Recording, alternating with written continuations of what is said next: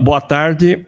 Hoje nós temos a penúltima apresentação desse semestre dos seminários de pesquisa do nosso Centro de Pesquisa Clínica e Epidemiológica e temos a honra de estar com a professora titular do Departamento de Nutrição, a professora Patrícia Jaime, que entre várias produções acadêmicas tem uma que é extremamente importante, que foi o Guia Brasileiro de Alimentação, que ela dirigiu durante 4 anos que ela esteve no Ministério da Saúde, que deixou de ser um guia brasileiro, agora ele está sendo copiado, né, por vários países, em vários locais.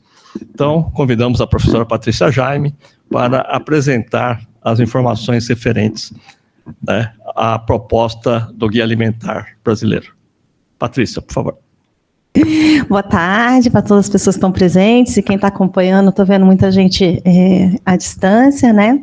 Primeiro dizer da minha alegria de estar na HU falando sobre o Guia Alimentar. Estava comentando com o Paulo, porque eu trabalhei no Ministério da Saúde, coordenei todo o processo de produção do guia, que em 2015 eu me coloquei à disposição da HU para vir falar sobre o Guia Alimentar. O convite não tinha chegado até há pouco tempo, mas chegou, Paulo, muito obrigada. Chegou e vai ser uma alegria poder falar, né, desse instrumento que eu considero como uma tecnologia de saúde pública, né? E mais do que isso, o ano que vem a gente vai fazer 10 anos do Guia Alimentar, que ele foi lançado. E ele é um caso, nosso programa de pós-graduação, Nutrição e Saúde Pública, alcançou a nota 7, na avaliação da área de saúde coletiva, e um dos casos de sucesso que a gente colocou foi justamente o Guia Alimentar, né, desde o processo de bebê na ciência e toda a base de evidência, mas também já numa outra modelagem de produção do conhecimento, que é na ciência da implementação e na discussão da saúde global, que é na transferência de políticas para outros países. Então, que me deixa muito feliz, né, de poder apresentar num processo tão rigoroso, como é da avaliação da pós-graduação, essa tecnologia como um caso de sucesso acadêmico, não só um sucesso de políticas públicas. E aí, quando o Paulo me convidou, eu falei, o que você quer falar? Eu falei, então vamos falar sobre o guia, um pouco da base científica do Guia Alimentar e também como que a gente aplica o guia no cuidado em saúde, considerando que essa é uma fala no ambiente hospitalar, de serviço de saúde, né? Obrigada. Então, eu organizei a minha fala, primeiro uma muito breve apresentação do NUPENS, que é o núcleo de pesquisa que eu estou afiliada, fazendo a coordenação científica agora, com a aposentadoria compulsória, né, do professor Carlos Monteiro. Ele segue conosco, mas eu assumi a coordenação científica, uma breve apresentação do Guia Alimentar, a base de evidência, que ela é muito ampla, então eu vou focalizar na regra de ouro do guia, para discutir a base de evidência, que prefira sempre alimentos in natura, ou minimamente processados, e preparações culinárias, alimentos ultraprocessados. E um pouco do processo de implementação no cuidado em saúde do guia. Bom, o NUPENS, ele é um NAP, né, da universidade, é um núcleo de apoio à pesquisa, foi na primeira leva de credenciamento de NAPs, um NAP desde a década de 90, que foi criado com a finalidade de estimular e desenvolver pesquisas populacionais em nutrição e saúde. Ele é um grupo que ele é integrado, ele está sediado na Faculdade de Saúde Pública, tem todo o seu processo de liderança, coordenação muito na Faculdade de Saúde Pública, mas que conta com a participação de docentes e pesquisadores da medicina, da IASH, da economia e de outras universidades também. E o nosso objetivo é desenvolver estudos voltados a métodos diagnósticos que sejam aplicáveis em inquéritos populacionais, em nutrição e saúde, análise de tendências temporais, de indicadores relacionados a essa agenda da alimentação e nutrição e saúde, também estudos de causalidade no processo saúde-doença e também a formulação de intervenções e avaliação de efetividade em serviços e em programas de saúde e segurança alimentar. A gente trabalha com então, essas linhas de pesquisa principais. A epidemiologia nutricional é a espinha dorsal, né, do núcleo, mas a gente também tem estudos no campo de intervenções e políticas públicas que eu, particularmente, trabalho mais diretamente. Sou epidemiologista, mas tenho cada vez mais me debruçado nos estudos de intervenção em políticas. É o grupo que propôs, né, a classificação nova e cunhou o termo alimentos ultraprocessados e que tem apoiado o Ministério da Saúde desde o desenvolvimento, mas também na implementação do guia. A gente também não estuda só ultraprocessados, mas a gente estuda vários desfechos e exposições relacionadas à alimentação, estado nutricional e desfechos em saúde. A gente também faz muitas atividades de extensão, apesar de ser um NAP, né? Justamente pela natureza, né? A nossa missão de produzir conhecimento em estudos populacionais, que assessorar institutos de pesquisa, como o IBGE, no desenvolvimento das POFs e outros inquéritos, órgãos de governo, a exemplo da parceria já de décadas com o Ministério da Saúde, e mesmo organismos internacionais, como a FAO, a OPAS, nas Américas, a OMS. A gente trabalha muito com difusão e comunicação científica, talvez vocês já tiveram a oportunidade de ver algumas parcerias que a gente tem, por exemplo, com o Panelinha, né, com a Rita Lobo e mais outras formas de comunicação e difusão do conhecimento, e estamos muito envolvidos em processos de formação e educação continuada em diferentes níveis, desde graduação até formação em serviço, tá, de profissionais de saúde. Então, sobre o guia alimentar, que é o tema da conversa de hoje, né? Então, guias alimentares, eles são instrumentos, tecnologias que sistematizam saberes, né? Mas que tem um objetivo que é sintetizar um conjunto de recomendações e orientações que são direcionadas ao público sobre a melhor forma de se alimentar. Então, os guias alimentares são induzidos na agenda global por um dos organismos das Nações Unidas, que é a FAO, né, que é a Fundação para a Agricultura e Alimentação, que faz essa política de incidência junto aos Estados-membros para que eles produzam guias alimentares que vão ter a função de dizer o discurso oficial sobre o que se considera que é alimentação saudável e como trabalhar a temática da alimentação saudável, tanto no campo da educação em saúde, mas também orientando outras políticas públicas que se conectam com a pauta da alimentação e saúde, tá? Um levantamento feito em 2020 pela FAO mostrou que mais de 100 países no mundo têm guias alimentares. Está tendo um processo muito induzido pelo Brasil de atualização de guias alimentares. Não sei se vocês viram, o México acabou de lançar o guia deles, né? Tem mais de 10 países que são guias irmãos do guia brasileiro, tá? E acho que o componente icônico mais reconhecido é a pirâmide alimentar, né? Que tem uma matéria do Joio e do Trigo que eu gosto muito, sabe, Paulo? Que a pirâmide, ela sistematizou um conhecimento sobre dieta e saúde da década de 90. Só que ela insiste em não se aposentar, né? E ela não se aposenta porque tem um monte de gente usando a pirâmide alimentar e está pegada àquela forma de traduzir evidências da relação entre dieta e saúde que é do século, literalmente, do século passado. E por que ela é obsoleta enquanto uma representação icônica de diretrizes alimentares? Ela é obsoleta porque ela reduz a alimentação ao aporte de nutrientes e grupos alimentares, tendo uma época da produção do conhecimento, da epidemiologia, que estudava muito gordura, ácido graxo trans, né? O Paulo foi da minha banca de concurso de professora titular, né, Paulo? Eu falei muito sobre essa transição, né? As eras de produção de recomendações alimentares. Acontece que a epidemiologia nutricional avançou muito, tanto na perspectiva do método, agregando modelagens, aperfeiçoando os desenhos, né? E na compreensão do fenômeno alimentação.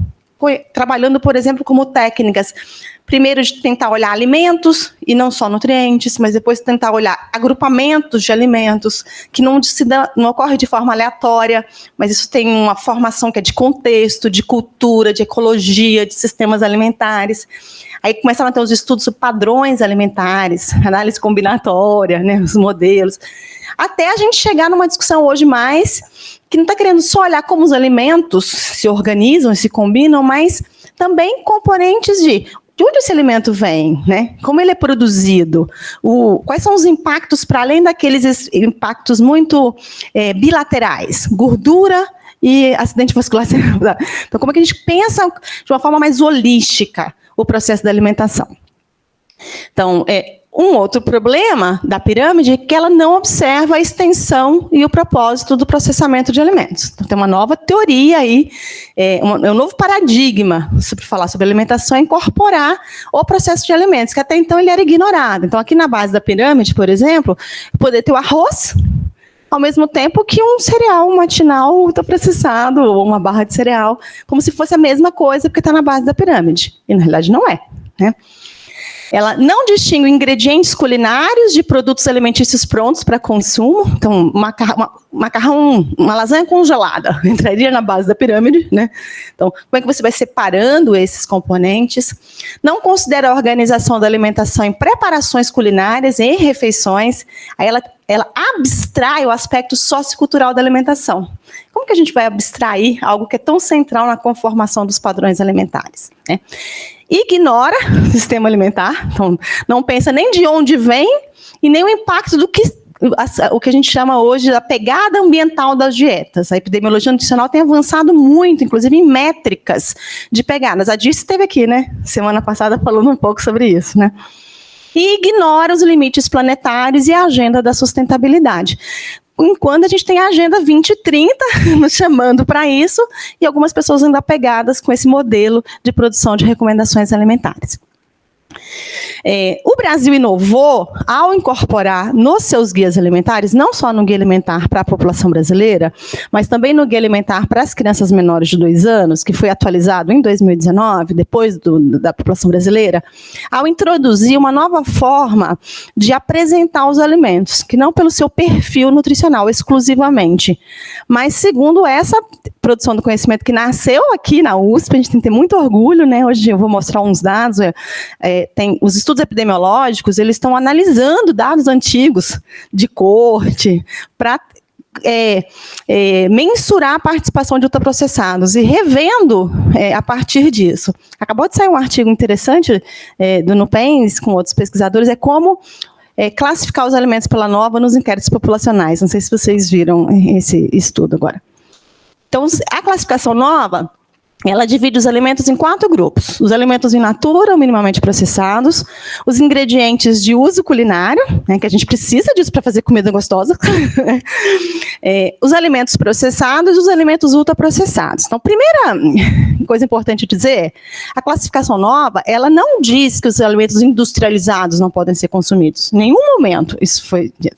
Ela distingue o processamento segundo o nível e a extensão. Tem um agrupamento específico que tem atributos de maior risco, e a gente prova isso, a partir da epidemiologia, o risco atribuível aos alimentos ultraprocessados.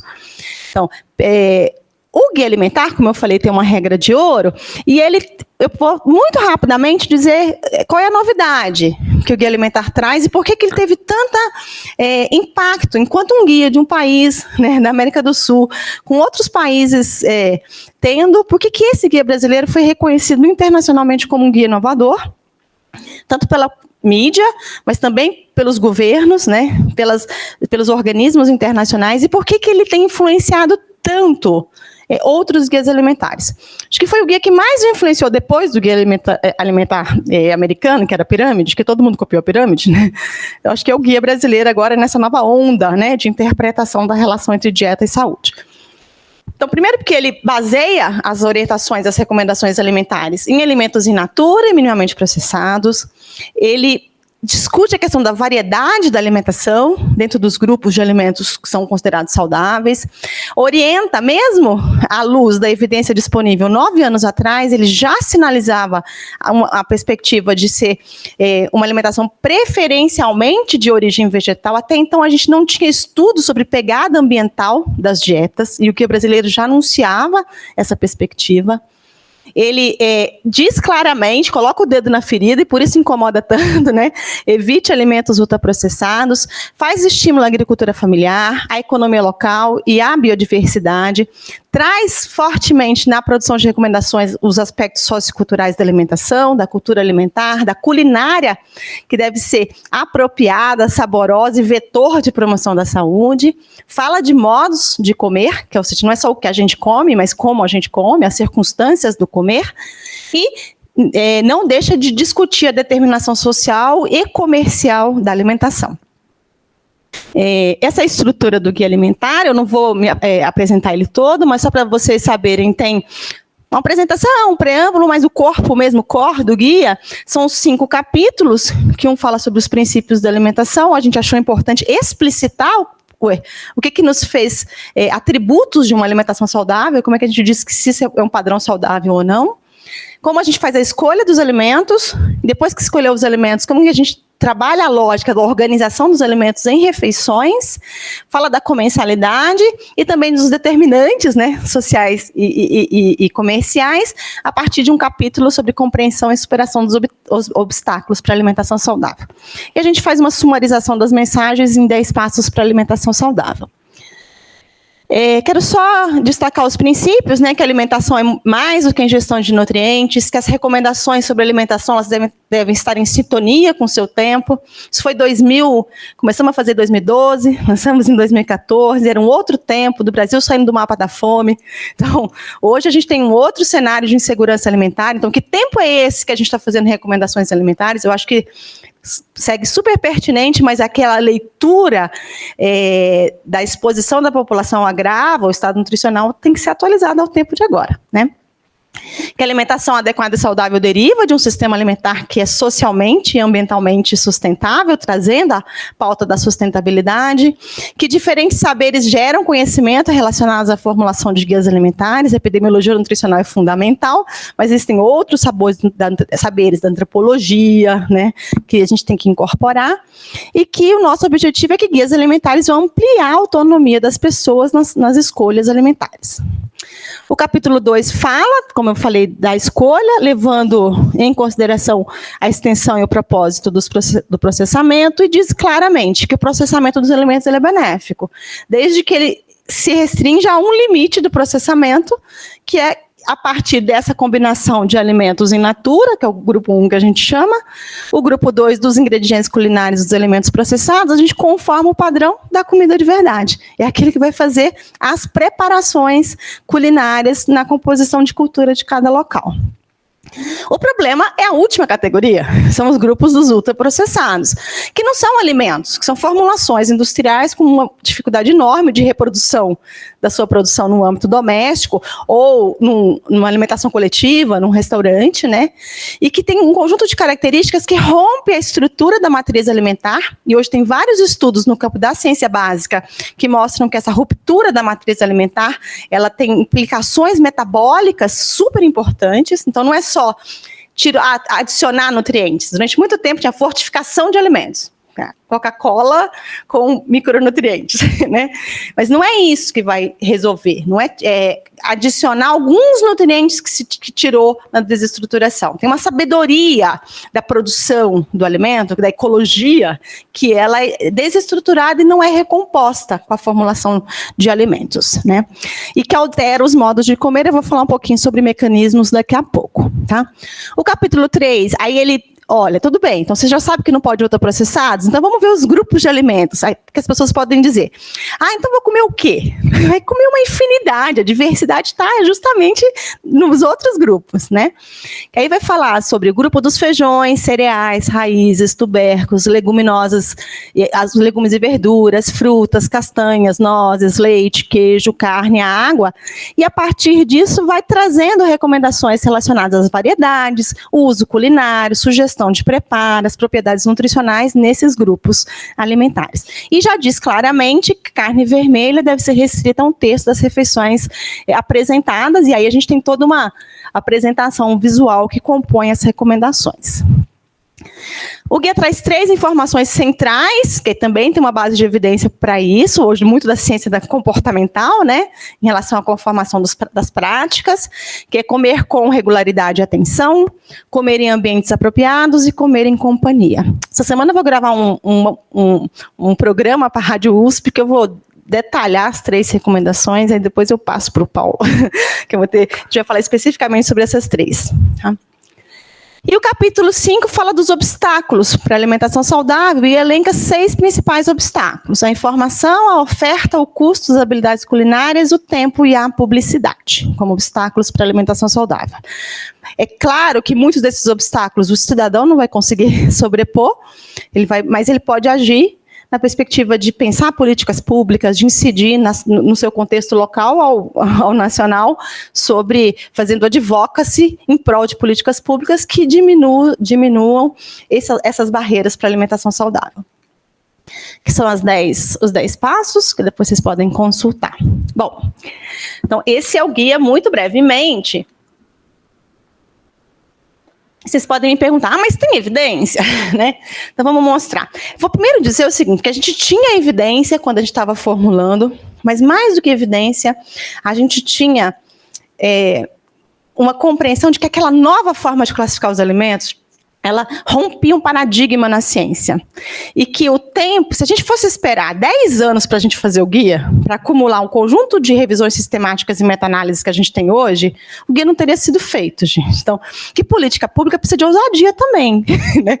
Ela precisa ter coragem para você acreditar que ali você tem um caminho que tem já dado mostras de que é frutífero. E foi isso que aconteceu, acho que de uma forma muito corajosa de formulação de política pública que o Brasil teve, o Ministério da Saúde teve naquele momento, tá? Então, eu vou falar das evidências muito focada na regra de ouro, tá? Bom, acho que eu já pulei, né? Hoje, 9 anos depois da publicação do guia, a gente tem um conjunto de revisões sistemáticas e meta-análises publicadas em revistas de muito bom impacto, que mostram que o consumo de alimentos ultraprocessados, aí eu estou falando de uma dieta ultraprocessada, gente, eu não estou falando consumir a Coca-Cola, ou Dananinho, ou McDonald's, né? Usando a abordagem epidemiológica, a gente está trabalhando com um conceito que são padrões alimentares, exposição populacional a determinados padrões alimentares.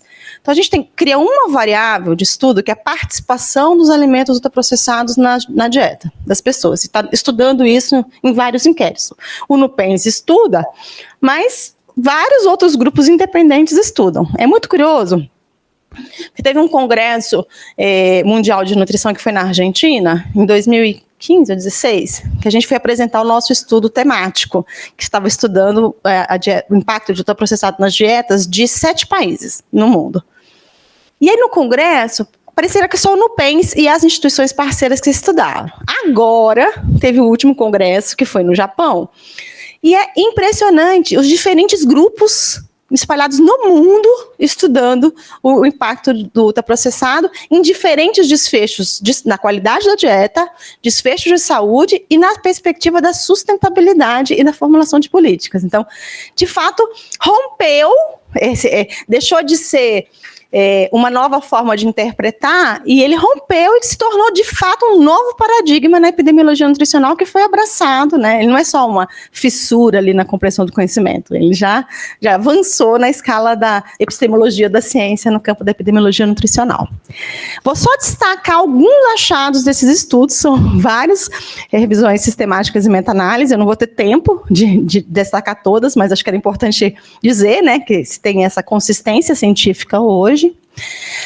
Tem um artigo que foi publicado em 2022 na Caderno de Saúde Pública, a primeira autora é a Maria Laura, que mostra que terminou a busca em 2020 a quantidade de estudos que a gente já tinha, incluindo um ensaio clínico randomizado, que é uma coisa difícil de se fazer, né, no campo da alimentação, 25 estudos de coorte e 27 casos controle, estudos transversais, que mostravam, que nos permitem com diferentes desfechos, esse balanço da relação entre dietas ultraprocessadas e saúde. Eu vou só mostrar alguns achados. Aqui é uma meta-análise de estudos avaliando a associação entre o alto consumo de alimentos ultraprocessados e obesidade, e que mostrou que os indivíduos expostos a uma dieta ultraprocessada, eles têm 26% mais chance de desenvolver obesidade. Tá? Esse é um ensaio clínico, acho que talvez vocês já tenham lido esse ensaio clínico, ele teve um impacto gigantesco, programas de televisão, BBC, The Guardian, vários, teve um impacto não só na comunidade científica, ele é super citado, mas também na difusão do conhecimento. O que esse grupo fez? É o Kevin Hall, né, com o financiamento do NIT, ele fez exposição de 2 grupos, né, um ensaio clínico, onde os pacientes eles ficavam 2 semanas recebendo uma dieta ultraprocessada, 80% das calorias consumidas eram de alimentos ultraprocessados, versus um grupo com a dieta não ultraprocessada. Na época que eles estavam delineando o estudo, eles chegaram a nos procurar e eles tinham uma proposta de ajustar a dieta em termos de proteína, de calorias, de fibras. Nós fomos contra, porque a gente entende assim, que a alteração da qualidade da dieta, ela é inerente do processo, né? Não é uma variável de confundimento. Ela é Só que a visão dos americanos achava que tinha que isolar esse efeito. Aí eles fizeram uma dieta que era pareada em termos de aporte proteico, aporte de calorias e de fibras. Teórica, aí era ultraprocessado fortificado, né? E mesmo assim, vocês vão ver que interessante o resultado. Depois esses grupos inverteram, né? É um ensaio cruzado. Então, foi se observando que aqueles pacientes expostos a uma dieta ultraprocessada, eles consumiram mais calorias, ou seja, está alguma coisa que está para além. Por que foi interessante do delineamento? É que eles colocaram o dobro de calorias disponíveis para o paciente escolher o que ele ia consumir. Então, tem algo que está na memória de consumo e no reconhecimento do padrão de saciedade. Então, o ultraprocessado ele é altamente denso e as pessoas comem rápido. Elas não conseguem identificar aquilo que a gente tem desde pequenininho, com uma dieta não ultraprocessada, saber. Eu sei reconhecer o volume, né? Eu sei quanto que eu olho, eu já sei que eu vou ficar saciada. Com a dieta ultraprocessada, isso não tem, porque um dos mecanismos é justamente romper essa nossa percepção de fome e saciedade, né? E os modos de comer. Então, independente do pareamento de calorias, proteínas e fibras, as pessoas comiam mais em termos de calorias do que a dieta não ultraprocessada. E isso resultou, obviamente, em ganho de peso para os indivíduos, né? E aí tem um conjunto de desfechos que mostram o impacto da dieta ultraprocessada. O Kevin Hall é um pesquisador muito cético, um médico clínico, ele falava, eu não acreditava na teoria do processamento de alimentos, eu achava que era a questão dos nutrientes. Mas aí eu me convenci, e hoje ele é um grande divulgador, né, da teoria dos alimentos ultraprocessados. Esse é um outro estudo, também lá do NUPENS, que a gente fez uma estimativa de prevalência da obesidade na população brasileira, trabalhando com o cenário da POF, né, de 2008, com o que tinha em 2003, porque a gente teve um aumento de ultraprocessados, né? Então, se a gente faz um cenário contrafactual, ou seja, como se não tivesse tido aumento de ultraprocessados, o que aconteceria na estimativa da prevalência de obesidade, né? Então, é quase como tentando chegar à fração atribuível ao consumo de ultraprocessados na evolução da obesidade na população brasileira, tá? E a gente observa, de fato, que 28% do que explica o aumento da obesidade na população brasileira se deu pelo aumento do consumo de ultraprocessados, tá? Aqui é um outro desfecho, que são as doenças cardiovasculares, da mesma forma uma meta-análise que mostrou aí um aumento do risco em 50%. Aqui, mortalidade por todas as causas, 21% em mortalidade por todas as causas. E o que explica, né? Acho que não tem um desfecho de saúde, só pegar qualquer uma das variáveis, o padrão, que tem um impacto tão forte, né, a partir de meta-análises. Então, tem hoje vários pesquisadores, inclusive fora do campo da epidemiologia nutricional, muitos da fisiologia, da fisiopatologia, da neurologia, se debruçando nos mecanismos que associam o consumo explicariam a associação do consumo de ultraprocessados com piora da qualidade da dieta e com associação com vários desfechos de saúde, em especial as doenças crônicas. Tem muito estudo com saúde mental agora, depressão, como desfecho, tá? Então, parte é atribuível à característica nutricional, né, do alimento, que é o mais facilmente reconhecido, a quantidade de açúcar, óleos e gorduras, né, que ocorrem de uma forma muito simultânea. A natureza dificilmente nos dá um alimento que seja muito rico de açúcar e muito rico de gordura. Eu posso ter um alimento muito rico em gordura, mas ele não vai ter tanto açúcar, né? E o mais importante, que é um açúcar e uma gordura que é acelular, né? Ela não está ali na matriz do alimento, tá?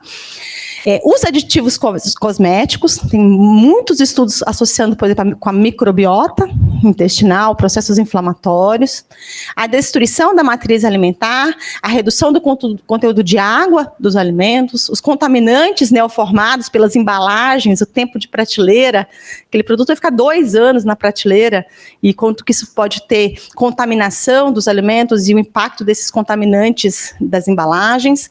Essas embalagens são muito sofisticadas, além da mudança dos padrões de consumo, né? É muito conveniente, acessível, ele é pronto para comer, ele é atraente, né? Então, os falar, gente, junk food não é junk, tem muita gente que quer aquilo, tem um simbólico, tem uma representação construída que está longe de ser junk food, né? Junk food é um termo acadêmico, não é um termo de representação social, né? Então, ele é objeto de desejo, um desejo construído por estratégias de marketing muito agressivas, né? São hiperpalatáveis, porque eles combinam, eles estimulam todos os nossos sensores gustativos, eles burlam a nossa capacidade de percepção de fome e saciedade, né? E eles são servidos em grandes porções e que a gente come de forma pouco atenta em função da densidade, da forma onde a gente come esses alimentos. Tem um artigo muito legal da Zinocchia, que é uma pesquisadora de ciência básica, que ela vai mostrando também os mecanismos, né, na alteração dos sistemas de controle, nas alterações metabólicas, na prática do snacking, que é esse comer toda hora, que eles nos induzem a consumir, rompendo a estrutura do dia alimentar, das refeições, né, que é tão central na conformação de um padrão alimentar saudável em diferentes culturas. Tá? Isso a gente já observou nos nossos estudos em vários países de diferentes culturas. Bom, então essa é a base de evidência. Agora, como é que faz? 10 anos, quase chegando, tem muita gente ainda usando pirâmide, né? Como é que a gente faz para implementar o guia enquanto tecnologia no cuidado em saúde? Aí a gente parte para uma outra abordagem, que é a ciência da implementação, né? Que é como que a gente constrói métodos, processos e tecnologias que vão incorporando uma determinada tecnologia e avaliando esses processos, tá? Esse é um artigo que a gente publicou, que fala sobre a implementação de guias alimentares baseados em alimentos. A gente faz um modelo conceitual e faz uma análise do processo de implementação no Brasil. Tá? Esse artigo, inclusive, foi referenciado por um guideline novo que a FAO vai fazer para todos os países, a FAO e a OMS induzindo uma nova forma de desenvolver guias alimentares. E aí, o que eu queria chamar a atenção é que tem uma fase anterior, né, que é a elaboração, que a gente já passou por ela, e a gente está numa fase que é pensar a implementação, e a implementação dentro do produção de materiais educativos, de intervenções educativas, que a gente reconhece, né? Mas também como promotores de políticas públicas, né? Então, a gente tem alguns exemplos. O programa de alimentação escolar, ele mudou a forma de repasse do recurso financeiro de tal modo a reduzir a compra dos municípios de alimentos ultraprocessados. Ele buscou um alinhamento em relação ao guia alimentar. Então, hoje a gente tem uma normativa regulatória relacionada a isso. Tem vários esforços de pensar tributação de alimentos hoje no debate fiscal, né, de alimentos ultraprocessados, rotulagem nutricional, serão políticas que buscariam uma coerência em relação à diretriz oficial sobre alimentação saudável. E monitoramento e avaliação da implementação, que aí numa outra oportunidade a gente pode falar de métricas e como é que isso tem se dado, por exemplo, nos inquéritos populacionais, na POF, no Vigitel, que hoje a gente já tem um conjunto de novas medidas de dieta que até então a gente não trabalhava, inclusive instrumentos de aferição da dieta para melhor quantificar a participação de ultraprocessados, para além daquele tradicional recordatório de 24 horas ou QFA, como é que a gente vai evoluindo os nossos instrumentos de aferição. Bom, existem uma grande lacuna na literatura, acho que a ciência da implementação tem vindo se aproximado mais fortemente agora na saúde pública, né? E a implementação de guias alimentares é um vazio na literatura, e a gente precisa pensar metodologias de formação, de qualificação e de avaliação de impacto.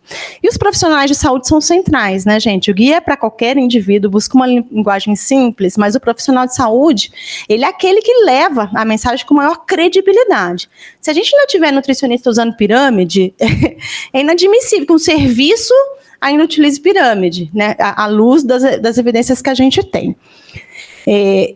A literatura tem mostrado quais que são barreiras identificadas para incorporar a orientação alimentar no cuidado clínico.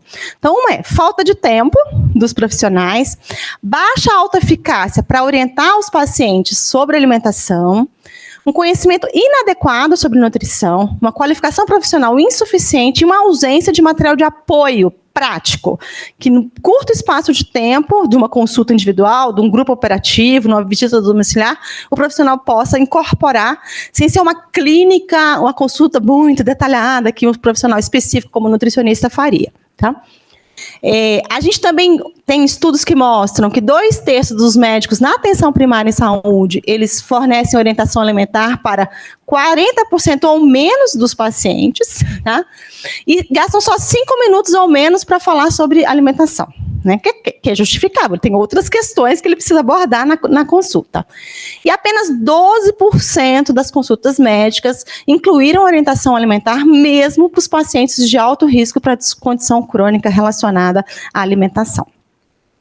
Então, a promoção da alimentação saudável, ela é secundarizada em detrimento dos outros cuidados médicos, não que isso não seja também, eu advogo que quem fala de alimentação são todos os profissionais de saúde, não é só o nutricionista. Tem competências específicas, né? Então, a prescrição da dieta, mas nem todo mundo precisa sair com uma dieta com cálculo de calorias, nutrientes, né? E isso é feito de uma forma muito insuficientemente integrada nos cuidados básicos em saúde. É pouco frequente a realização da orientação alimentar nos profissionais de saúde, as barreiras, como eu falei, falta de tempo, conteúdo tradicional, uma prescrição muito centrada em nutrientes, em calorias, tá? Quando a gente olha as diretrizes clínicas que envolvem a prescrição de planos alimentares, né, a gente vê que elas ainda são muito baseadas na adequação de nutrientes e no controle calórico. Isso é um exemplo que eu trago, é um guideline para alimentação saudável, né, aqui da Sociedade de Obesidade, e aí vocês olham o que eles estão recomendando, quem vai orientar isso? Caloria, vitamina C, sódio, naquele curto espaço de tempo da consulta. Esse é o mais recente, feito para a obesidade, é um guideline da Sociedade Canadense, e que fala da importância de fazer o acompanhamento, mas diz que tem que ser uma dieta personalizada. Aí, gente, em saúde pública, isso não vai funcionar nunca, né? Para mudar, de fato, a tendência da obesidade, não posso entrar num debate de dieta personalizada. Então, o guia alimentar, ele se apresenta como um novo paradigma, com forte evidência, né, em termos de recomendações muito simples, que se fossem melhor difundidas para a população, poderiam promover alimentação saudável para os indivíduos saudáveis, mas também para os indivíduos com alguma doença, porque isso também seria útil, tá, para esses indivíduos. Então, ele entende a alimentação, que ela é mais do que os nutrientes, ela organiza as recomendações a partir de alimentos, de refeições saudáveis, que são culturalmente apropriadas. Ele usa uma abordagem mais qualitativa do que quantitativa, isso ajuda muito no processo do aconselhamento, né? Num cuidado centrado na pessoa, né? Uma perspectiva mais realista e factível, e também trabalha a questão da superação dos obstáculos, das barreiras para uma alimentação saudável. Então, a gente precisa potencializar o uso do guia nos serviços de saúde. Claro que a atenção primária ela é super importante, mas se eu estou falando no hospital secundário como HU, com ambulatório, ele é super importante também nesse espaço, e há exemplo de outras estruturas, né? Estou agora com um projeto que é pensar a participação do ultraprocessados nas dietas hospitalares, porque tem uma incoerência, né? Você pode até ter uma orientação de alta super bacana no ambulatório, aí o indivíduo interna, aí lá vem aquele tanto de ultraprocessado. E aí, gente, a ação vale muito mais do que falação, né? Em termos de educação, né? Então, quais são as barreiras para a incorporação? Primeiro que o guia, apesar da linguagem simplificada, abordagem qualitativa, ele ainda tem muitas recomendações. A gente quantificou as recomendações. Então, falta uma ferramenta que auxilie no processo de trabalho como direcionar a prática clínica individual, né? A gente fez vários estudos com os profissionais que falavam, não, eu conheço o guia, já ouvi falar, mas eu não sei como usar. Como é que eu faço, né? Aí a gente foi ver, e a gente inclusive contribuiu, nós e outros grupos, tem muitos materiais já derivados do guia para orientar formação de profissionais, mas muito na perspectiva mais da promoção geral, atividades de grupo. E que tinha uma lacuna, que é pensar a orientação alimentar individual.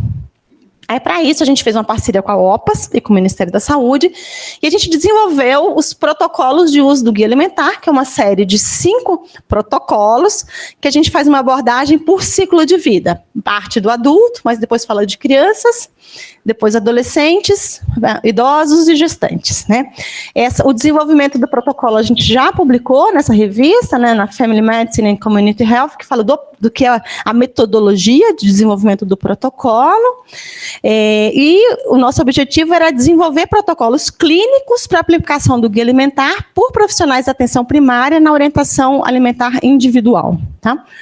Então, a gente desenvolveu os 5 protocolos, eles são muito simples, então eles partem, todos eles têm o mesmo formato, estrutura de protocolo, a gente estudou os melhores formatos de protocolos em saúde, eles partem de uma orientação inicial sobre como utilizar o protocolo, depois a gente acha que como ele é individual, tem que ter um mini diagnóstico alimentar, né? Porque é um cuidado centrado na pessoa. Então, o que essa pessoa come? Mas eu não preciso fazer uma anamnese profunda, né?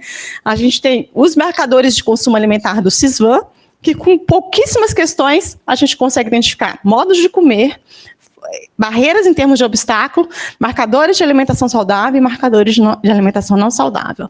A gente fez um estudo que está no Prelo, já foi aceito, onde a gente aplicou essas pouquíssimas perguntas aqui dos marcadores do CISVAN na POF, né? Então e foi vendo quanto que o uso desse screening na prática, ele poderia predizer a qualidade da dieta em termos populacional. Então a gente avaliou o desempenho dos marcadores de consumo em 46 mil adolescentes e adultos da POF de 2017-2018, considerando aí os indicadores, e eles conseguem predizer mais diversidade da dieta, maior teor de potássio e fibra da dieta, que são bons marcadores de qualidade da dieta, também teor de açúcar, de adição, de sódio, de gordura saturada e de gordura trans. Olha que maravilha, né, gente? A gente desacreditava. Mas isso aí não é validado. Então, o quanto que esses instrumentos muito simples, que estão em sistemas de informação do SUS, eles podem ser potencializados e ter um valor de uso para o profissional da ponta, que antes falava assim, você precisa fazer o CISVAN, precisa usar os marcadores. Mas para quê? Só para colocar o dado no sistema e a Secretaria Estadual compila, depois vai para o Ministério. O profissional não via sentido de produzir o dado. Importante dizer também que esses marcadores, hoje, eles estão inseridos no PEC, no Prontuário Eletrônico do Cidadão, no Sistema de Informação da Atenção Primária. Então, qualquer profissional de saúde em município que tenha lá o ESUS-AB, ele consegue acessar esse instrumento, tá? Como eu mencionei. Depois disso, a gente tem um fluxograma decisório, que dependendo da pergunta, da resposta que o paciente deu, comeu feijão no dia, o que você vai fazer em relação à orientação para o consumo de feijão? E aí, traz a recomendação, que é sempre orientando sobre o que falar, dando sugestões sobre variação e sugestões de preparação, se ele não come feijão, em que forma, em que outras substitutos de feijão, outras preparações que pode ser feita, e também vai tratando outras dimensões, como os aspectos biológicos, culturais, acesso físico, variedade, regionalidade, sempre com mensagens muito práticas justificando a importância de incentivo ao consumo daquele grupo alimentar, tá? Isso a gente fez também levando em conta perspectivas daquele determinado ciclo da vida. E aí, para tanto, a gente fez toda uma base de evidência das necessidades em alimentação em cada fase do ciclo da vida. Características dos protocolos: eles são padronizados, eles são curtos, eles são práticos e de fácil aplicação. Eles foram validados por especialistas em termos de conteúdo, mas também a gente fez um processo de validação aparente com o usuário dos protocolos, que são os profissionais que estão na ponta, tá? Ele não é destinado para cobrir todos os cuidados nutricionais, obviamente vai ter uma parcela que vai precisar ter um encaminhamento, uma referência para uma clínica mais individualizada, mas ele dá conta de uma boa parte dos usuários. Ele é facilmente adaptável, porque ele tem uma metodologia por trás do desenvolvimento, né, para outros ciclos e etapas da vida, e ele não traz mensagens globais, do tipo, coma mais frutas, verduras e legumes. Ele traz mensagens que são customizadas para aquele indivíduo, numa abordagem centrada na pessoa, guiada por uma avaliação individual. baseada em evidência, linguagem inclusiva, estimula o profissional a considerar a multidimensionalidade dos fatores que afetam a alimentação, os determinantes sociais em saúde, a possibilidade de referência para especialistas e outros cuidados, dependendo da complexidade do caso, e uma abordagem metodológica centrada na pessoa. É claro que a gente tem muito orgulho de ter desenvolvido os protocolos, mas a gente também não quer que seja mais uma tecnologia que daqui a 10 anos a gente fala, mas que bacana, tem um protocolo, mas ninguém usa, né? Então, a gente tem trabalhado junto com num projeto, chama Qualiguia, no PROAD, da Beneficência Portuguesa, num estudo de implementação desses protocolos, bem calcado na ciência da implementação. Desenvolvemos um curso de formação de 30 horas para os profissionais. Estamos estudando o impacto desse curso também numa indução de planejamento na agenda municipal, para que isso se incorpore, por exemplo, no cardápio, na carteira de ofertas da atenção primária em saúde, como é que o gestor municipal conecta essa estratégia com a carteira de ofertas que ele tem que dar conta, enquanto gestor, né, do município. E a gente está num estudo de 64 municípios brasileiros, com uma intervenção e com municípios controle. Espero poder voltar o ano que vem e trazer os resultados desse estudo que a gente está em andamento. Obrigada.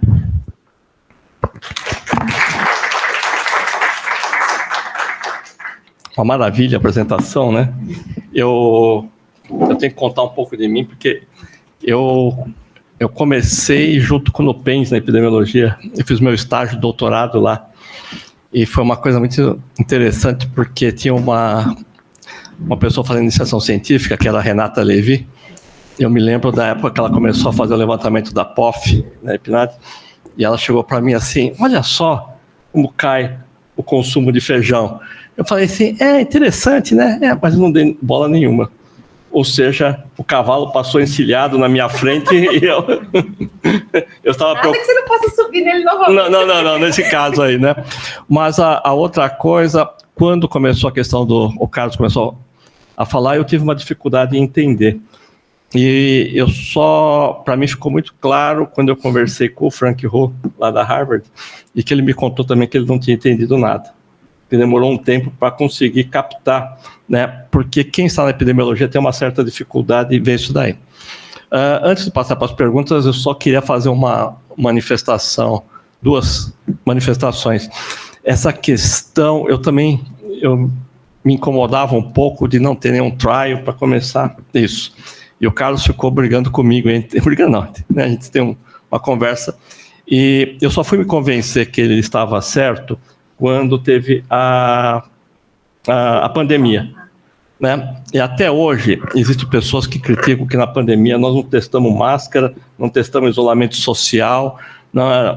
Aí é o seguinte, essa é uma questão também epistemológica importante para a saúde pública, quer dizer, quais são os limites da medicina, da ciência baseada em da saúde pública. Ranqueamento da evidência, né? Ranqueamento da evidência, né? Isso é uma coisa, é um outro grande ensinamento. E, bom, nessa série de palestras que nós estamos tendo desde março, nós trabalhamos, né, com a Thais Mawad. Ela discutiu a questão das hortas, da questão das áreas verdes. Tivemos o nosso colega Daniel, da Instituto Oceanográfico, que foi falar sobre a questão dos peixes, né, da questão alimentar dos peixes. Tivemos a Dirce semana passada, e há 15 dias tivemos a Cláudia Suemoto. Ela foi falar sobre cognição, mas um dos destaques foi justamente o nosso artigo do ELSA, dieta processada e declínio cognitivo, né? Desde que foi publicado a primeira vez no Anal de Congresso até depois, bateu o recorde do ELSA, né, de citações na imprensa mundial. Então, você entra lá, tem todos os países estão falando isso daí, acho que é um artigo com um impacto muito grande. Por último, só lembrar que na sua aula você falou que só leão come sozinho, é isso mesmo? Nós estávamos falando. Né, de comer junto, né? Então, essa é uma coisa muito interessante, que só os leões que eles se alimentam solitariamente, né? Os outros animais... Lobos compartilham, todo mundo compartilha o alimento, essa questão social muito interessante. Então, vamos para as perguntas, né? Eu acho que a professora Alessandra, a doutora Tatiana, podem ter liberdade de contar o que estão fazendo aqui, o grupo de obesidade, na horta. Boa tarde. Primeiro, parabéns, né? Preciso nem falar, que excelente aula. Prazer aí ter você aqui ensinando tudo isso, né? Demonstrando tudo para nós aqui. Acho que você sabe da nossa iniciativa aqui no HU, né? Já conhecendo tudo que a dieta ultraprocessada, enfim, faz mal, o excesso de consumo de carne, né? E aí nós, desde mesmo antes da pandemia, né, Tati, a gente está com 2 projetos que eram paralelos e resolveram se juntar aqui para o bem da alimentação saudável e perda de peso, que é o ambulatório de controle de peso e a horta comunitária, que são as hortas urbanas. Então, inclusive, a gente está fazendo oficinas de culinária para ensinar os participantes a como trabalhar com os alimentos da horta. Então, tem um pouco do conceito da dieta sustentável e tal. E aí, meio uma pergunta e um convite, se possível, que foi até o e-mail que a gente trocou, né? Como é que você vê a participação do NUPENS? Eu vejo, mas eu quero saber de você. Nesse contexto, tendo um ambulatório de controle de peso e a projeto de hortas, que é uma coisa, inclusive, da instituição da USP mesmo, né? Só estava faltando incorporar as equipes multidisciplinares, que no caso aqui a gente tem a nossa. Como é que você vê a participação do NUPENS? Porque você falou no contexto geral da população geral e está certo. Primeiro, todo mundo tem que comer certo. Depois você vai especificamente nas populações com algum agravo de saúde, no caso, a obesidade, que é uma epidemia, né? Enfim, isso só vem crescendo no Brasil. Então, todo mundo sabe, mas é difícil sair desse vício. Como é que você vê o papel do NUPENS colaborando conosco aqui? Bom, eu vejo com muita potência, né, da gente poder fazer essa parceria. Assim. A gente no NUPENS tem, como eu falei, espinha dorsal são mesmos um núcleo de pesquisa, mas a gente tem as atividades de extensão, né? Que a gente tem dialogado muito com, eu diria, os municípios. A gente fez estudos em Jundiaí, agora esse com o projeto, com a PROAD BP, são 64 intervenção, mais 64 controles, falando muito no âmbito da gestão local de saúde, né?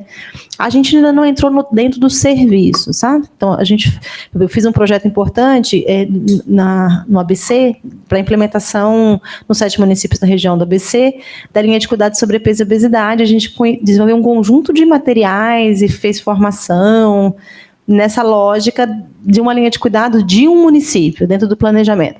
Nunca dentro de um serviço, especificamente, né? Pela um pouco da característica nossa histórica, mas isso nada impede que a gente venha construir essas alternativas, né? Eu mesmo no meu memorial, né? O Paulo foi da minha banca do concurso, né? Ele leu lá minha trajetória.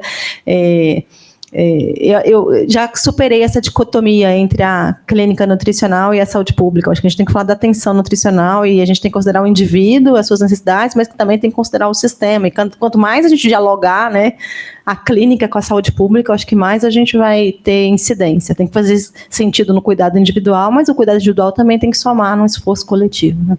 Vamos conversar. Inclusive um dado dos próprios participantes, né, porque esse projeto, uma parte dele já foi para o comitê de ética, então pesquisa, começou com assistencial, para experimentar como funcionaria isso na prática, e a gente já tem um banco de dados coletado aí. E aí... Tem instrumentos, tá? Depois se quiser ver, que melhor quantificam os indicadores, os inquéritos. Então, e a principal barreira que a gente tem é justamente o participante chegar lá, né, paciente, porque começou como paciente, primeiro é paciente, né, e falar e reclamar da divulgação mesmo, da falta de estímulo da nutrição, que eles, né, têm um pouco de dificuldade de entender como se adequar melhor. Então, nesse contexto, a horta, junto com as oficinas, fazendo ele trabalhar junto conosco, parece que está funcionando melhor, mas a gente ainda sente falta do melhor instrumento para incentivar os pacientes. Então, 2 queixas deles. O cuidado com a saúde mental, questão do binge, né, o comer compulsivo, que o obeso tem muito. Então, a gente está tentando fazer uma conversa aí paralela com a psicologia para participar nessa questão aí. E o entendimento das práticas alimentares. Então, eles não querem só blá, blá, blá, assim. Eles querem uma coisa que faça realmente eles ficarem engajados, e nesse sentido a gente achou que foi bem até, né? Então, acho que a nossa conversa, acho que tem que, né? Tati, não sei se quer... Obrigada, Patrícia. A palestra é excelente aí para a gente refletir, né, sobre vários aspectos aí envolvidos. Eu acho que uma coisa que parece que está funcionando bem na perspectiva dessa horta comunitária é esse encontro mesmo, né? Então, isso que só o leão come sozinho, né? Então, esse momento ali de compartilhar, de contar as experiências, né? Então, nas oficinas culinárias que nós estamos fazendo, isso reverbera. Então, as pessoas falam, eu testei em casa, deu certo, eu fiz assim. Então, além dessa parte, claro, nutricional super importante, a perspectiva da socialização, né? Então, isso estimula, as pessoas já ficam aguardando quando será o próximo encontro, né? Porque aí não é apenas o aspecto nutricional, isso que você falou, né? Então, parece, né? Vamos ver aí nos estudos, que está funcionando, né? Que isso tem essa possibilidade do encontro. A gente fez no projeto lá do ABC alguns materiais de formação que talvez pudesse compartilhar com vocês. Assim, primeiro foi um específico sobre formação do guia alimentar com guia de atividade física, porque são duas tecnologias e que o profissional é o mesmo, né? Então, como é que você trabalha esses dois fatores de risco de uma forma conjunta nos processos de formação? E outra é o manejo em grupo da obesidade, porque a lógica da atenção básica é muito pouco da clínica individual e muito mas eu acho que isso também se dá no ambiente da atenção hospitalar. E lá a gente fez toda uma análise da evidência, de conformação de grupos, de metodologias. Eles dão um conjunto de sugestões de atividades para grupos operativos em coerência com o guia alimentar. Então, e a gente publicou esses manuais na biblioteca, tá em livros abertos da USP, então está aí disponível, que podem... a gente fala assim, que não é uma cartilha, né? Mas as pessoas podem olhar ali, já tem uma coisa experimentada, validada, e que pode ajudar na conformação das atividades no dia a dia dos serviços, tá? E só um outro complemento, acho que o hospital universitário, né, por ser um local de formação, acho que os alunos também têm oportunidade de conhecer, isso tem um alcance muito grande também, né? E um outro aspecto que a gente vai avançar também é com a Ação Remo, que é nosso vizinho, né? E ampliar essa horta também para oficinas em que eles participem, que tragam as crianças também, né? Então, nós estamos sonhando grande. Você falou da ousadia, de coragem, acho que nós estamos nesse caminho aí, né? Tá bom. Eu ia pedir para que ela perguntasse, mas a Thaís é a nossa preceptora na atenção primária médica e ela participou também do nosso projeto lá no Grajaú, que a gente fez para o CEPID, ela esteve lá também. Então, Thaís, estava esperando os seus comentários. Eu ia fazer uma pergunta para você, mas você pode perguntar para a Patrícia. Sim, na verdade, olha, eu tenho muitas perguntas aí para a Patrícia. Na verdade, assim, eu já li o guia algumas vezes e eu faço uma coisa muito simples para os meus pacientes, que é orientar que divida o prato em 4 partes, arroz, feijão, um bife do tamanho da palma da mão, de preferência de frango ou peixe, diminuir o número de consumo de carne e verdura ali na outra parte. Também eu peço para que eles comecem com verduras ali, sei lá, uma alface, né? E agora eu vi que você tem alguns instrumentos para avaliar a quantidade de ultraprocessados, né? Então talvez isso seja uma coisa interessante para a gente ensinar os alunos a fazerem, né? Porque com os alunos, eu recebo alunos do 5º ano, muitas vezes nas unidades básicas de saúde, eles falam, não, isso é para nutricionista, a gente não vai orientar. Aí a gente fala, não, tudo bem, mas a nutricionista temos uma para 35 mil pessoas, dá para a gente orientar alguma coisa, né? Tentando ajudar. Então, assim, na verdade, o que eu gostaria de saber de você é que instrumento você acha que seria mais interessante para a gente implementar para ver, de fato, a quantidade de ultraprocessados, se tem uma quantidade, sei lá, que a gente chame de acima disso aqui é muito grave, sei lá, qualquer coisa assim um pouco pensando, né, com scores, vamos dizer assim, com relação à quantidade de ultraprocessado, e como eu poderia orientar os agentes de saúde para fazer essa fala com os pacientes, né?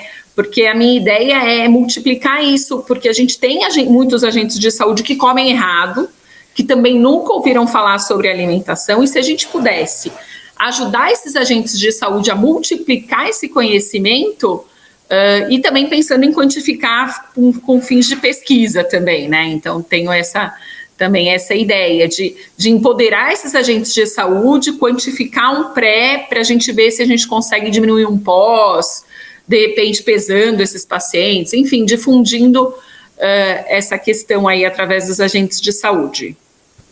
Obrigada, Thaís, pela pergunta. Eu acho que você já deu um passo muito positivo. A orientação que você está dando, ela tem muita coerência com o guia alimentar, né? Mas o que a gente ainda chama de uma orientação geral, generalizada, ela se encaixa para qualquer pessoa, que não tem problema, é ótimo, tá fundamentada, tem coerência. Nos protocolos de uso, a gente quis dar um passo além, que é centrar no indivíduo a partir do diagnóstico. Aí eu posso te dizer, depois desse artigo que a gente fez com a POF, use os marcadores de consumo alimentar do Sisvan. São 7 perguntinhas. O agente comunitário de saúde, ele faz, não em São Paulo, porque São Paulo não aplica Sisvan, gente, é impressionante. O município Era isso que eu ia te falar, eu tô aqui em São Paulo, eu nunca ouvi falar no Sisvan, que pena, né? Eu sou médica de família. A história do prontuário médico é uma outra...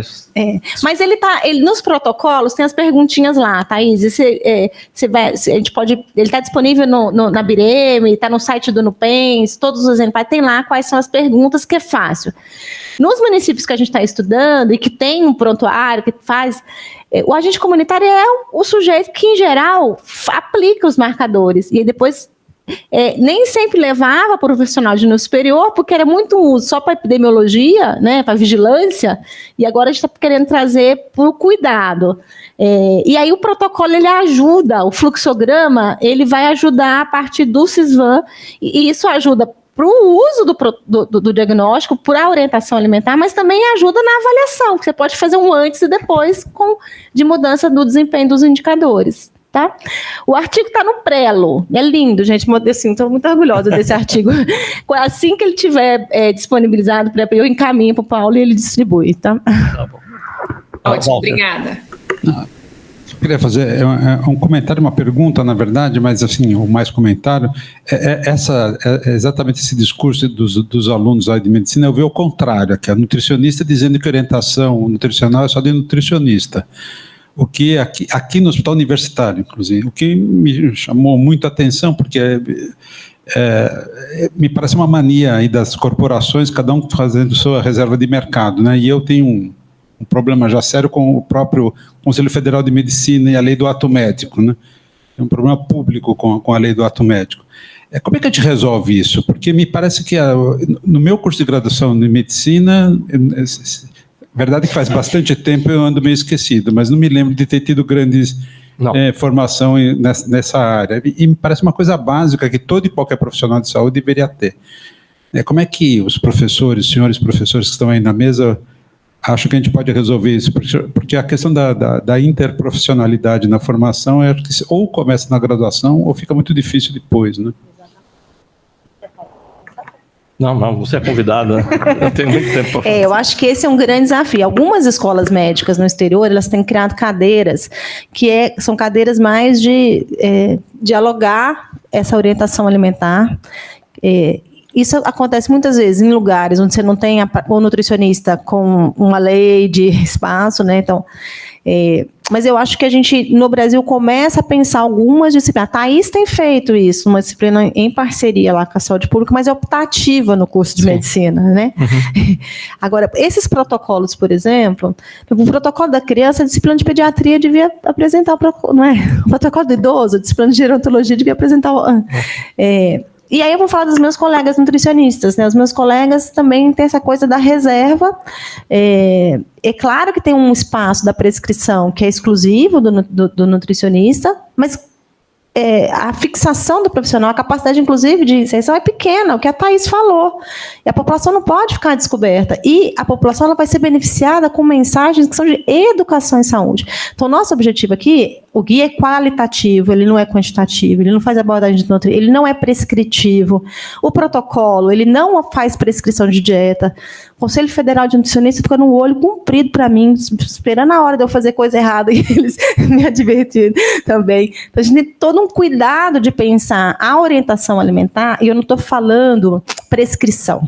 Estou falando orientação. São diferenças semânticas dos termos. Né? A prescrição é atribuição específica. Né? Agora, a orientação, gente, né? Igual eu falar assim, eu enquanto nutricionista, não posso falar para a pessoa não fumar, né? Não vai fazer atividade física, porque não sou educadora física. Só antes da professora Isabela, uma coisa que você falou a respeito da questão das orientações populacionais e individual. E na questão do tabagismo é muito interessante que quando passou a ter a restrição do fumar em ambientes fechados e vários outros, isso daí facilitou muito que aquelas pessoas com doença prévia que precisariam parar de fumar, parassem de fumar, né? Os fumantes com pulmonar crônico, com doença coronariana. Então, toda vez que você coloca uma política geral, você acaba atingindo todos os indivíduos doentes. Isabela. Não, essa questão do aluno, não tem nenhuma disciplina no curso de medicina que discuta dieta com os alunos. Então, aí eles não entendem do assunto, eles fogem disso. Eu acho que é o que acontece muitas vezes aí, né? Agora, eu tenho algumas dúvidas aí no negócio das preparações, né? Você pode comer arroz e feijão, ótimo, sempre foi excelente e tal, mas tem gente que bota o bacon, tem gente que bota a linguiça, então eu acho que de alguma maneira fica melhor, mas de alguma maneira a gente tem que passar a mensagem que o arroz e feijão sem o bacon, sem a linguiça, né? Porque senão a gente está aumentando o consumo de ultraprocessados. A linguiça, ela vai ser no grupo dos alimentos processados ou ultraprocessados. Então a gente vai falar disso antes. Isso. E aí tem também a diretriz... Perdão, esqueci. Tem também a orientação, que é o segundo passo, que é usar com moderação o grupo 2, que são dos ingredientes culinários, né? Sim. Porque a preparação, ela não é só um alimento in natura e minimamente processado, ela é uma combinação do grupo 1, do grupo 2 e do grupo 3, né? Por isso que o médico tem que saber nós estamos perdendo as nossas habilidades culinárias, as pessoas não sabem como refogar um feijão, né?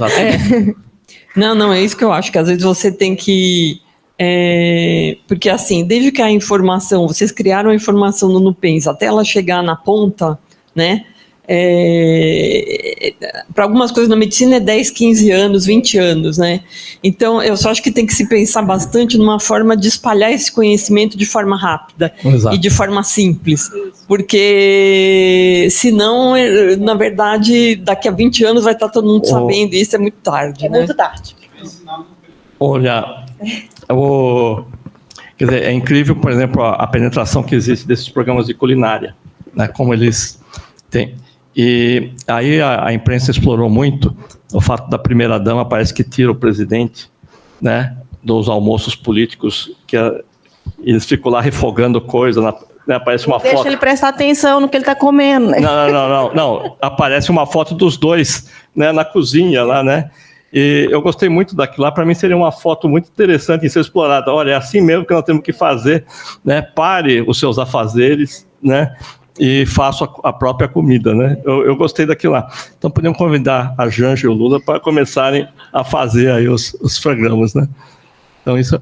Isabela, você gostaria de falar uma outra coisa que a gente tem aí que, se alguém tiver interesse, nós tivemos aí, por uma outra razão, uma avaliação metabólica aí do ELSA, com 256 metabólitos, né, da Nightingale.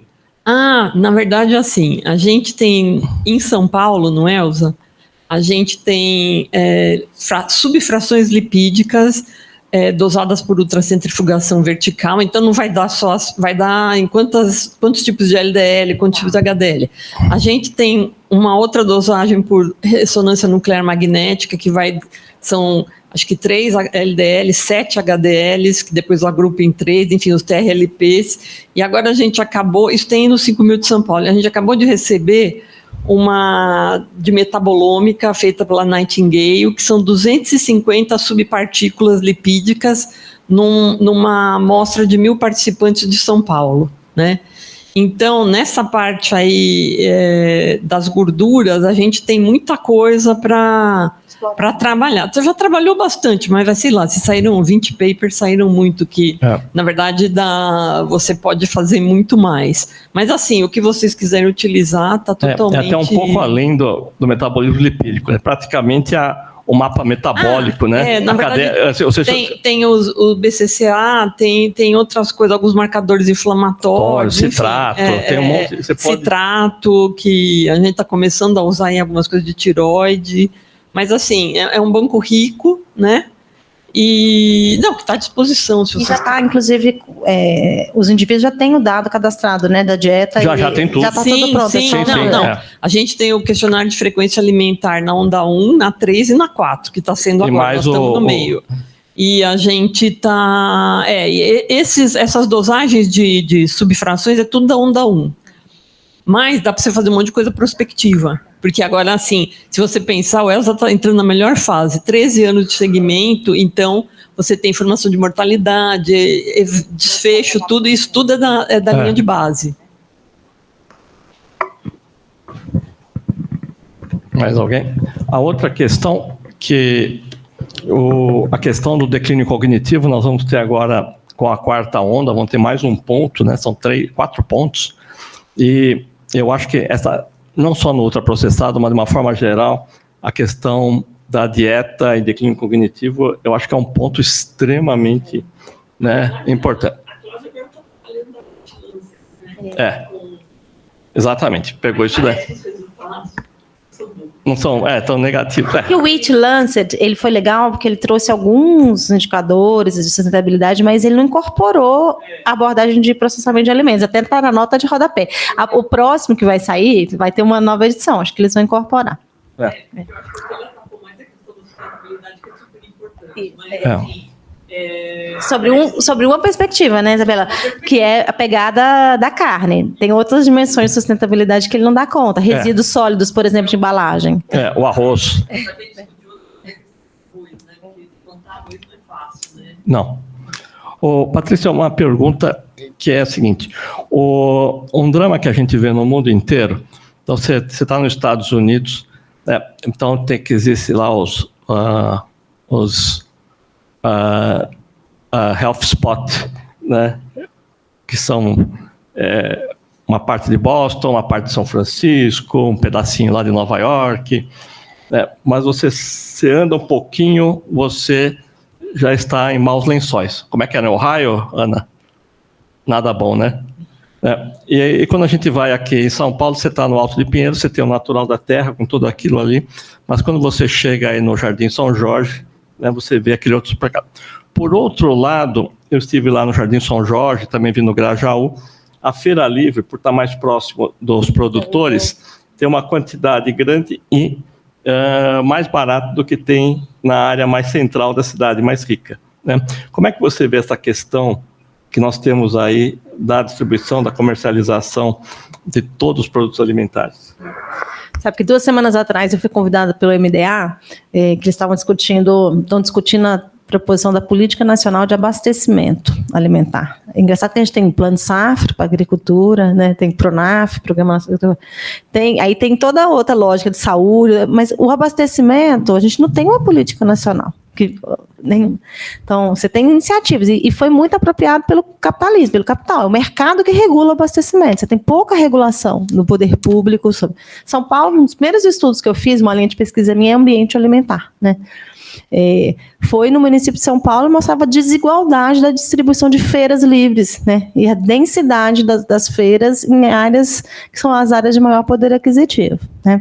Na época que eu fiz isso, estava com pouco incentivo da agricultura urbana e periurbana. Acho que hoje, se a gente for mudar, vai ser um pouco diferente. Até a qualidade das feiras que estão nesses outros espaços. A gente fez um estudo em Jundiaí, a gente fez um censo do ambiente alimentar do município de Jundiaí, que trouxe informação sobre desertos alimentares, que estão modificando a política de abastecimento do município de Jundiaí. Então, eu acho que essa coerência, quando a gente fala do guia alimentar, não só como instrumento de educação e saúde, mas também o guia alimentar como orientando outras políticas públicas. E a de abastecimento o acesso, disponibilidade de acesso são fatores fundamentais, né?